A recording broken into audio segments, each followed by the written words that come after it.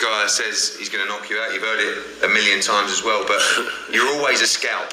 And there will be people that say this is a great time to be fighting Anthony Joshua, but maybe it's the worst time. Exactly. Do you feel that way? Yeah, the more he talks, the bigger grave he digs for himself. But it is what it is, isn't it? I could say a lot of things about him, but I respect my opponent. It's not for me to talk, it's for you to do all the talking. It's for me to do my job on Saturday. And there is that AJ that is rather quiet but deadly as he responds to some of the things that Jermaine Franklin has been saying about what he's promised to do, what he's warning AJ or threatening that he can do to Anthony Joshua. And there is Anthony Joshua's response that, hey, yeah, the more he talks, the more he digs a grave for himself.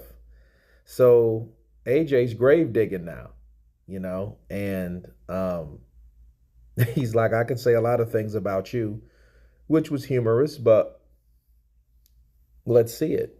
But I think I do agree with Eddie Hearn for once in a long while.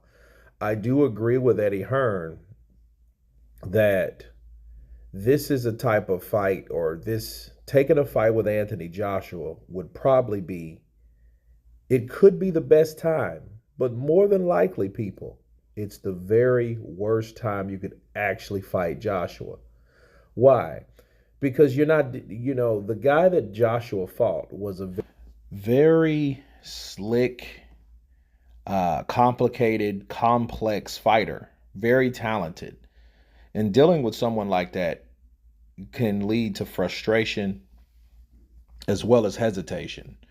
Well, when you don't have those movements and Joshua finds out and he sees all that Jermaine Franklin has to offer, what's going to stop Anthony Joshua from plowing right through Jermaine Franklin? Especially when he starts landing those shots that Franklin has frankly never heard or never felt. And I think that would be a very bad person. I feel put himself in a very bad situation to be released on the frustration that Anthony Joshua has had for the last 24 months.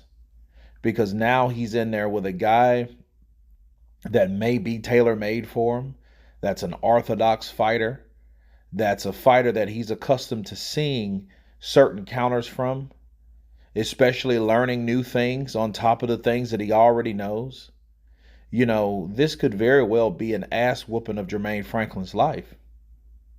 I want people to realize that. I mean, with Joshua picking this type of guy, instead of fighting guys like Otto Vailene, that another southpaw, or or Zhilei Zhang, another southpaw. No, this is a very it's a decent or a good fighter that's coming from the USA that does everything that Anthony Joshua likes. Yeah. I mean, everything that Jermaine Franklin probably does, Anthony Joshua probably gets a hard on. You know what I mean? Because he gets excited every time Jermaine Franklin does certain things.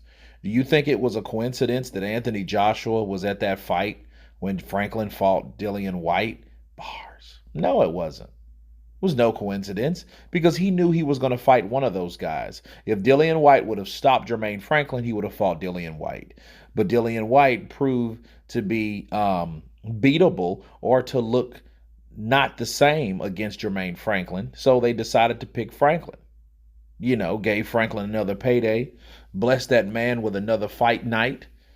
And, I think they had this already set in play. If Franklin, undefeated Franklin, he'll take the loss, but yay, put him in there with AJ. And it may be the very worst time. And see, here's the thing.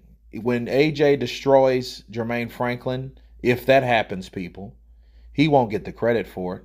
but people would remember like, wow, that was an ass whooping. But one thing they won't say, because people are very casual minded, they won't say that Dillian White is better than Anthony Joshua any longer. I could have told you that. But of course, who beat Dillian White beforehand?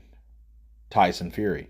So that just knows that, hey, Anthony Joshua is better than Dillian White without really having to fight Dillian White in the eyes of a lot of fans.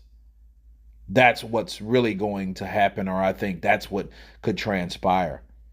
But yeah, those were bold, very, very dark words from Anthony Joshua. You know, the more he talks, the more he digs a hole for himself. And then if you notice, Jermaine Franklin didn't have too much shit to say after that, did he? He didn't say much after that. You know, he's like, oh, okay. He gave a little smile, but other than that, you know, that was a wrap, you know. But, you know, truth be told, Jermaine Franklin's not a trash talker, so it was all fun and games, but it just raises the stakes and it makes it that much more interesting.